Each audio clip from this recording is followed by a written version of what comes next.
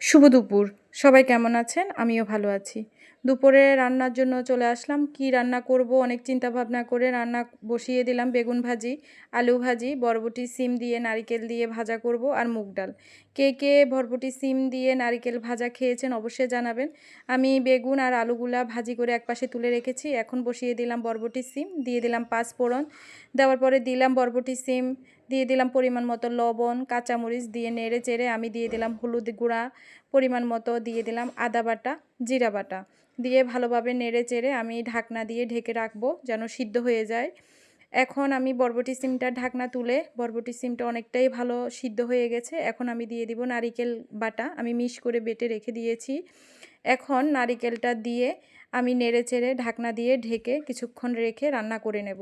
নামিয়ে নেব কিছুক্ষণ পরে যখন ভাজি হয়ে যাবে। এখন আজকে দুপুরে রান্না করেছি আলু ভাজা, বেগুন ভাজা, মুগ ডাল আর রান্না করেছি বরবটি সিম। সালাদ তো আজ আমার পাশে সবাই থাকবেন, আমাকে সাপোর্ট করবেন, লাইক, কমেন্ট, শেয়ার করবেন। কেমন হয়েছে রান্নাগুলা অবশ্যই জানাবেন।